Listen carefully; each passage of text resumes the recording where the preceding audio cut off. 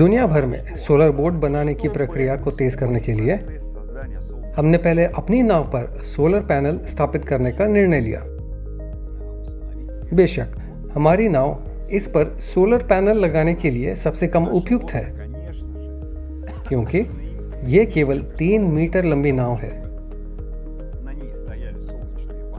और यहाँ पैनल स्थापित करना काफी कठिन है। लेकिन फिर भी हमने उस पर एक हुड बनाया और हमने हुड पर एक सौर पैनल स्थापित किया। लेकिन भविष्य में पूरे हुड, सामान्य तौर पर हुड का पूरा क्षेत्र, सामने वाले बम्पर का पूरा क्षेत्र सौर पैनलों से कवर किया जाना चाहिए।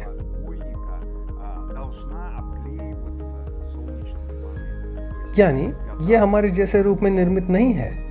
हमने 3 लचीले सोलर पैनल खरीदे और बस उन्हें जल्दी से फ्रेम पर स्थापित कर दिया। यानी अगर ये फ्रेम यहाँ ट्रोलिंग आर्क की तरह है तो सामान्य दिखता है, अच्छा दिखता है, लेकिन फ्रंट बम्पर थोड़ा हस्तनिर्मित दिखता है। लेकिन यह डरावना नहीं है।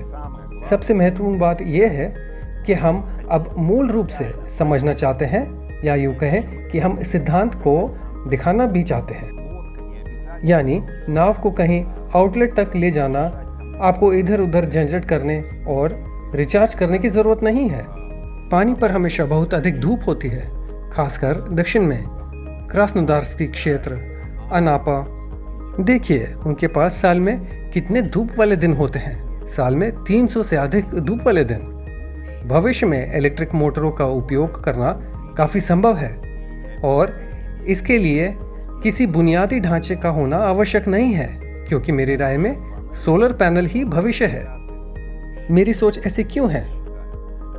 सबसे पहले तो मेरा स्टीरियोटाइप टूटा।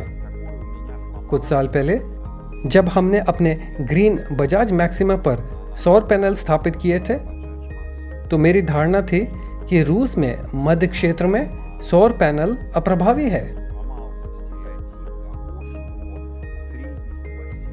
ये सच नहीं है। अर्थात इस कथन का बिल्कुल कोई आधार नहीं है। हाँ, शायद महंगा, लेकिन यह कहना असंभव है कि यह अप्रभावी है। हमारा प्रोजेक्ट, इसे अक्सर green project, breakthrough technology कहा जाता है। खैर, अगर यह एक ग्रीन परियोजना है तो आइए अपनी बैटरी को सूरज से ग्रीन चार्ज करें और ईंधन, तेल, कोयला ना जलाएं। मुझे नहीं पता कि वहां क्या है, बिजली पाने के लिए परमाणु ईंधन का उपयोग। मैं अभी सूरज के पक्ष में हूं। नाव विस्थापन नहीं है। एकल नाव इसलिए हमने इस पर एक सीट लगाई, एक स्टीयरिंग व्हील लगाया, यानी अब इसे स्टीयरिंग व्हील द्वारा आसानी से नियंत्रित किया जा सकता है, और गैस पेडल स्थापित किया।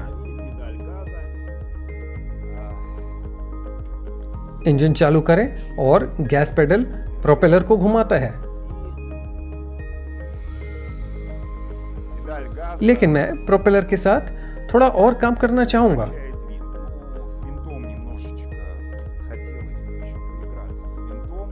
इसका मतलब है कि उन्होंने बैटरी के लिए एक जगह बनाई ताकि वे केबिन के चारों ओर ना घूमें। इसमें नीचे जगह होती है ताकि अगर पानी नाव में चला जाए तो वह बैटरी से ना टकराए। और सामने 3 नियंत्रक है, प्रत्येक पैनल के लिए एक नियंत्रक। आप एक स्थापित कर सकते हैं, लेकिन अधिक शक्तिशाली।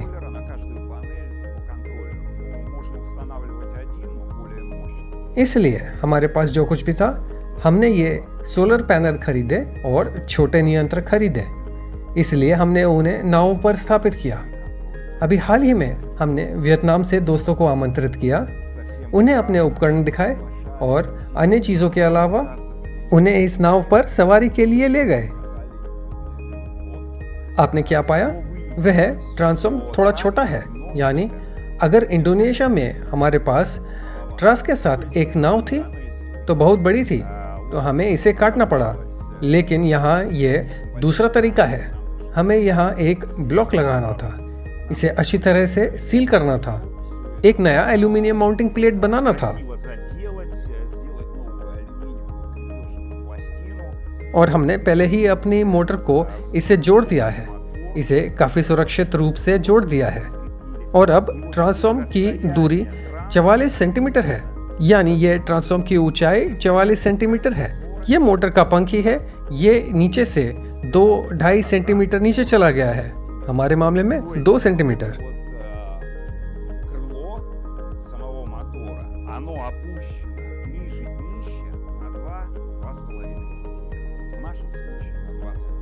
आप जानते हैं कि हमारे पास दुनिया भर में कई सौर नाव परियोजनाएं हैं। सबसे पहले ये इंडोनेशिया है, वहाँ एक सौर नाव बनाई जा रही है।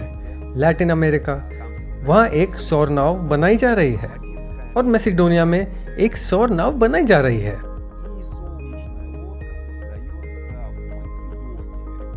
वहाँ के लोग पहले ही बहुत दूर आ चुके हैं, यानी 10 सीटों वाली नाव पहले से ही तैयार है।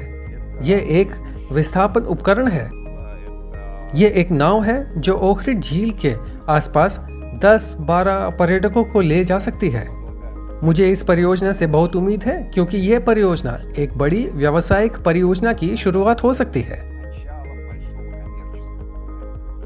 झील पर 2000 से अधिक गैसोलीन इंजन पंजीकृत है और सौर नाव के आगमन के साथ पर्यावरणविद ओखरिड झील पर गैसोलीन इंजन यानी आंतरिक दहन इंजन के उपयोग पर प्रतिबंध लगाने पर जोर देना शुरू कर देंगे।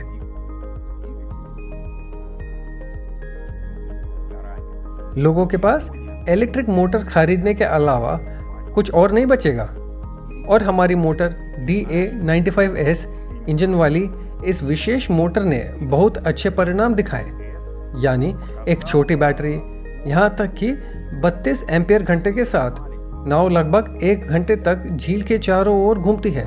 यह बहुत बढ़िया परिणाम है।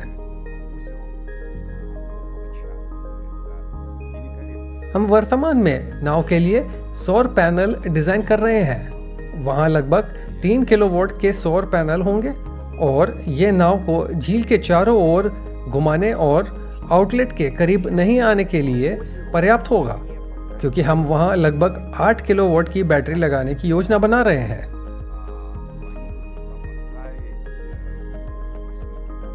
यानी आप सूरज की रोशनी से बैटरी को रिचार्ज करके पूरे दिन पर्यटकों को सैर करा सकते हैं। खैर, शाम को यदि बैटरी बहुत अधिक डिस्चार्ज हो जाती है तो इसे आउटलेट पर चार्ज किया जा सकता है। खैर, शायद मैं आपको बस इतना ही बताना चाहता था। सभी का दिन शुभ हो, फिर मिलेंगे।